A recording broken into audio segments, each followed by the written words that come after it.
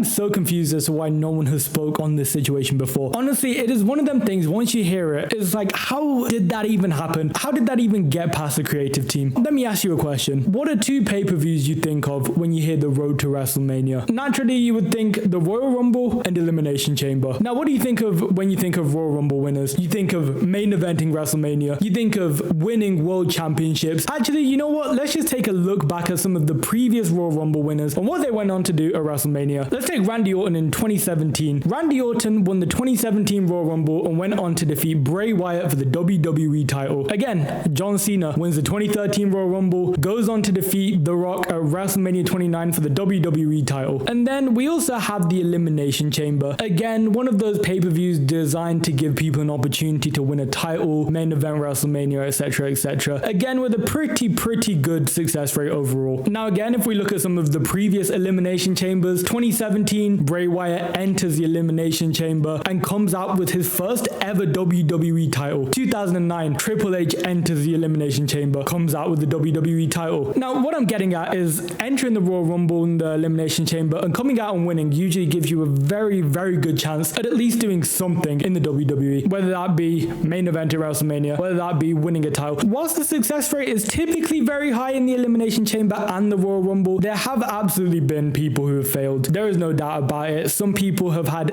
incredible runs going through the Royal Rumble, winning, and then they get to WrestleMania and all their dreams just shatter in front of them. In fact, that current figure stands at 71% success rate of Royal Rumble winners going on to win a world title at WrestleMania. The other 29% unsuccessful and do not manage to get a title at WrestleMania. However, this is what this video is about. What if I was to tell you there was a superstar who won both the Elimination Chamber and the Royal Rumble in the same year and still came out without a title? Yes, that sounds absolutely ridiculous. You're probably asking, how is that even possible? You literally have every possible chance to come out as a world champion at WrestleMania. But of course, there is one superstar who has somehow managed to do this, and I just have no idea how this managed to happen. Let me take you back to SummerSlam of 2021.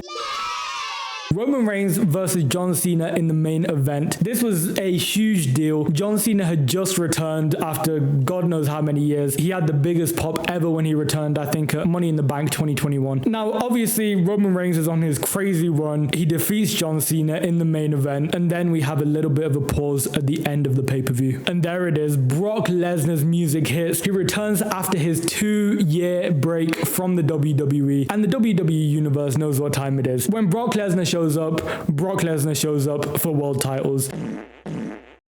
And we had no doubt that was going to happen yet again. Now let's fast forward to the Royal Rumble of 2022, the Royal Rumble the following year. Brock Lesnar is already walking in as a WWE champion after defeating Seth Rollins, Big E, and Kevin Owens in a fatal 4-way match at the Day 1 pay-per-view.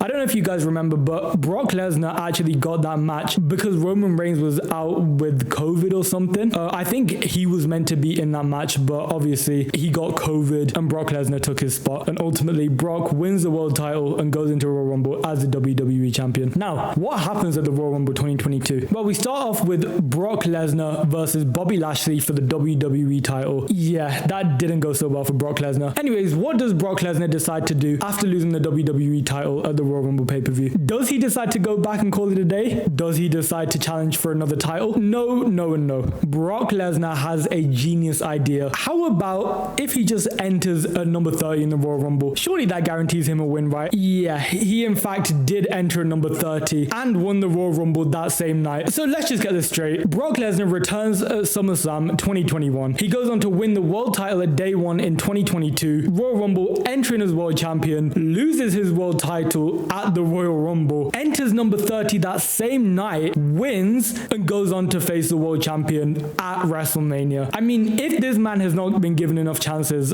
I don't know who has. Okay, so he's won the Royal Rumble. That's happened. That's been and done. Now is Brock's chance on Raw to select who he wants to challenge at WrestleMania. Now his chances are Bobby Lashley, who obviously just defeated him for the WWE title, or the big dog, the main attraction, the one who cannot be defeated in Roman Reigns. Now, of course, Brock wants the challenge. He's already been there and done that with the WWE title a million times. He wants that blue universal title from Roman Reigns. I mean, that's who he came back back for. He didn't really care about the WWE title. He didn't really care about winning a day one. He was after Roman Reigns. He was after defeating him for that title. So now we have it. The stage is set. WrestleMania 38. Roman Reigns versus Brock Lesnar for the Universal title. Who will come out on top in this battle of pretty much undefeated superstars? Except for Brock Lesnar at the Royal Rumble, of course. So now it is time for the next step on the road to WrestleMania. Finally, we're going to be getting a new superstar in the world title scene. Finally, someone else will be getting an opportunity. I mean, it's a moment we've been waiting for. We've been seeing just Roman Reigns and Brock Lesnar on top for so long. Finally, we will be getting a new contender at the Elimination Chamber. Seth Rollins, Matt Riddle, Bobby Lashley, Theory, AJ Styles, Brock Lesnar for the WWE title in the Elimination Chamber. I want you guys to place your bet on who wins. I mean, we already know, but if I'm being completely honest though, we did have a very stacked Elimination Chamber that year. I would comfortably say we had 6 world champion caliber superstars. So here we are in Saudi Arabia. Finally, the Elimination Chamber is here. And at this point, there are a few things that can happen. Bobby Lashley goes on to retain his WWE title in the Elimination Chamber. However, this means he won't have an opponent for WrestleMania. So sure, he would have walked in as champion, but there wouldn't have really been any rivalry or heat on Bobby Lashley going into WrestleMania. There's also the slight chance that the two rookies, well, I say rookies, comparative to everyone else in the Elimination Chamber, Austin Theory and Matt Riddle were absolutely rookies that year. Likely they weren't going to win, but if they did win, that would have been a huge shock. Then we have Styles and Rollins. Now, if Styles or Rollins won that year, there would have been the most insane pop of all time. People would have absolutely lost their minds. And then we have Lesnar. Lesnar was one of those going in where it's like, he absolutely is the most powerful superstar going into that chamber. However, he's literally just won a WWE title. He already has his world title match after winning the Royal Rumble. Like, surely he just does not need that. Surely he's just in there to be an extra draw in the main event, right?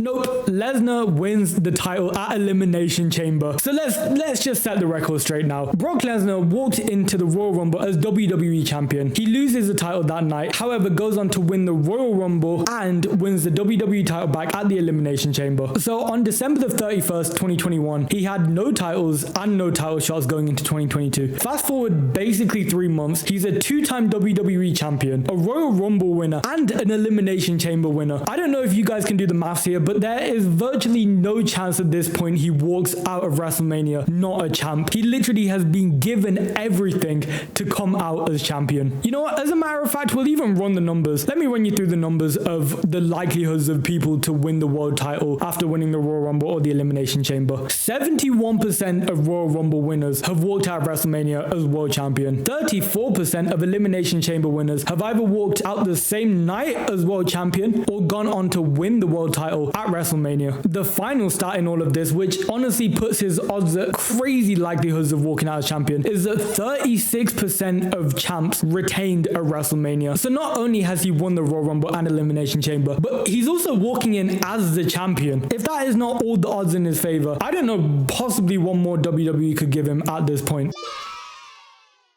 WrestleMania is officially upon us, and what was a pretty lackluster 2 nights of matches, we finally got to the main event. Now, this match had been so hyped up. It was basically what WWE were promoting as the end of Roman Reigns' reign. It was champion versus champion, winner takes all, the final chapter of Roman Reigns' title reign, Brock Lesnar coming back to take what was rightfully his. Now, with absolutely everything behind him, Brock Lesnar only had one job: defeat Roman Reigns. Now, we're all aware the challenge that presented at the time. I mean, Roman Reigns basically had the entire bloodline on his side. He had Sami Zayn, he had Jey Uso, Jimmy Uso, Solo Sikoa, basically everyone. There was no way to get past Roman Reigns at this point, and Brock Lesnar knew that going in. Now, of course, Brock Lesnar dominated this match. He fought so hard. Like, if the bloodline were not an option, Brock Lesnar would have won that match 5 times over. Now, of course, there was no Roman match where Solo Sikoa did not get involved, and that was obviously the case in this Brock Lesnar match.